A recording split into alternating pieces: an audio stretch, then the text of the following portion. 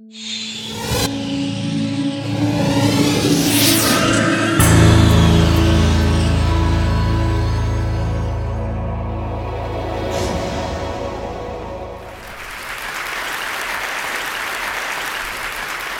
learned about the Haiti earthquake by Skype. My wife sent me a message, "Whoa, earthquake," and then disappeared for 25 minutes. It's 25 minutes of absolute terror that thousands of people across the US felt. I was afraid of a tsunami. What I didn't realize was there was a greater terror in Haiti, and that was building collapse. We've all seen the photos of the collapsed buildings in Haiti. These are shots my wife took a couple days after the quake while I was making my way through the DR into the country. This is the National Palace, the equivalent of the White House. This is the largest supermarket in the Caribbean at peak shopping time. This is a nurses' college. There are 300 nurses studying. The general hospital right next door emerged largely unscathed. This is the Ministry of Economics and Finance. We have all heard about the tremendous human loss in the earthquake in Haiti, but we haven't heard enough about why all those lives were lost. We haven't heard about why the buildings failed. After all, it was the buildings, not the earthquake, that killed 220,000 people, that injured 330,000, that displaced 1.3 million people, that cut off food and water and supplies for an entire nation. This is the largest metropolitan area disaster in decades. And it was not a natural disaster. It was a disaster of engineering. AIDG has worked in Haiti since 2007, providing engineering and business support to small businesses.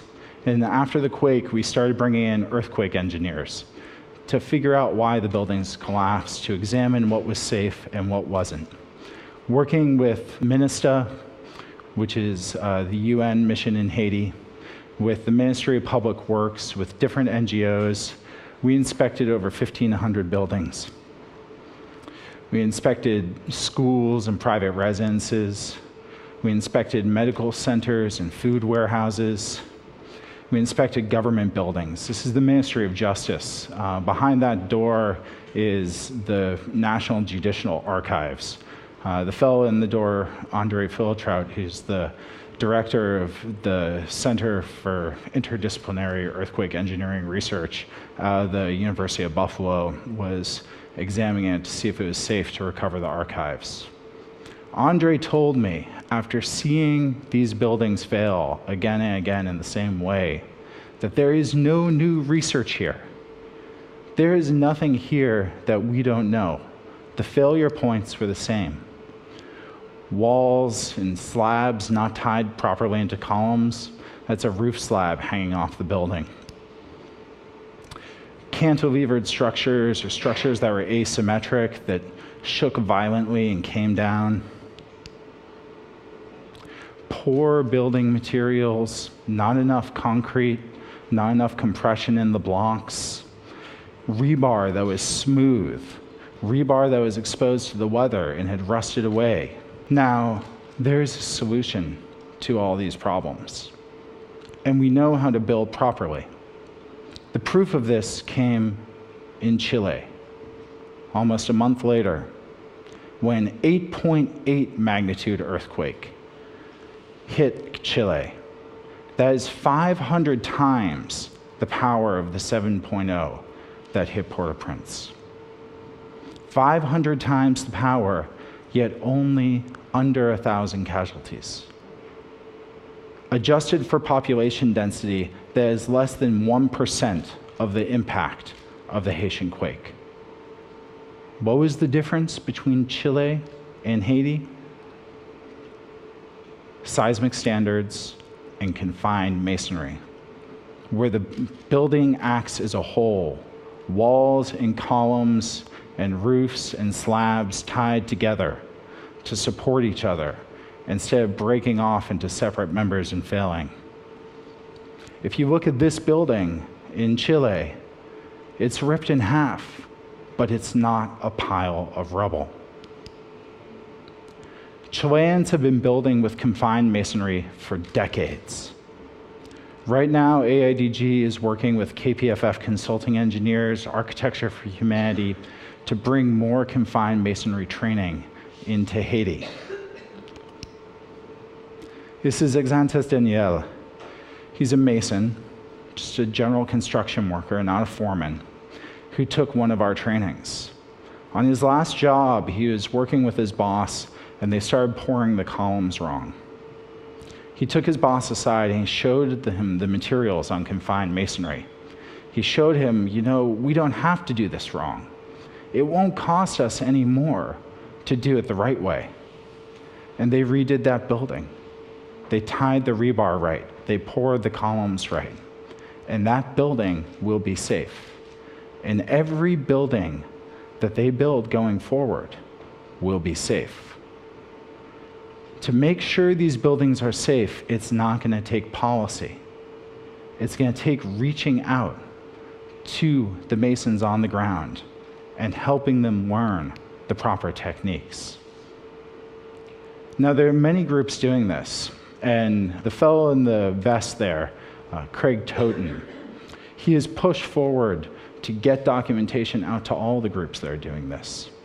Through Haiti Rewired, through Build Change, Architecture for Humanity, AIDG, there is the possibility to reach out to 30,000, 40,000 masons across the country and create a movement of proper building.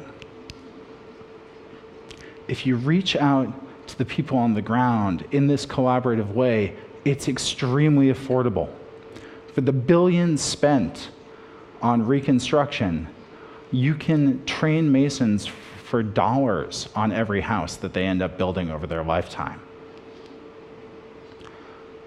Ultimately, there are two ways that you can rebuild Haiti. The way at the top is the way that Haiti's been building for decades.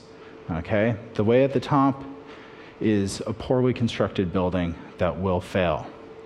The way at the bottom is a confined masonry building where the walls are tied together, the building is symmetric, and it will stand up to an earthquake. For all the disaster, there is an opportunity here to build better houses for the next generation, so that when the next earthquake hits, it is a disaster, but not a tragedy.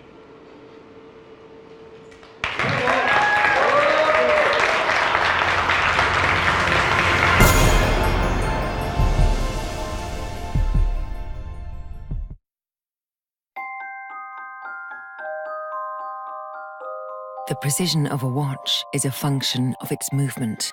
For Rolex and for Hans Wilsdorf, to guarantee the precision of a timepiece, the pressing question was how to protect the movement itself from the elements, not only water, but also tiny particles of dust.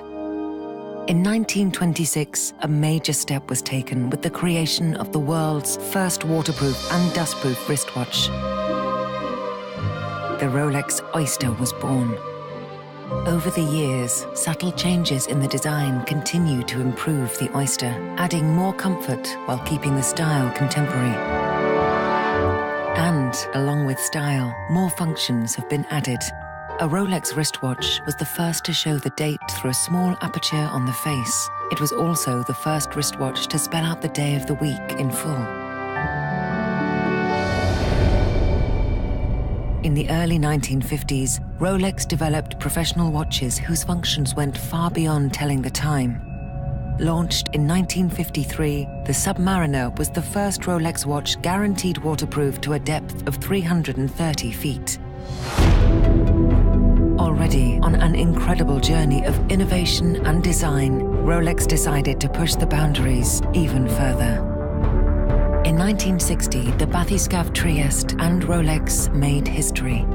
The submersible successfully dived to 35,800 feet below the surface of the ocean. A Rolex Deep Sea Special was strapped to the outside. The development of undersea exploration led to the launching in 1967 of the Sea Dweller 2000, waterproof to a depth of 2,000 feet. In 2008, the Submariner in gold is redesigned, and the case features a new unidirectional rotatable bezel with a Cerachrom disc. Fitted with the patented Rolex ringlock system, the Rolex Deep Sea safely descends to 12,800 feet.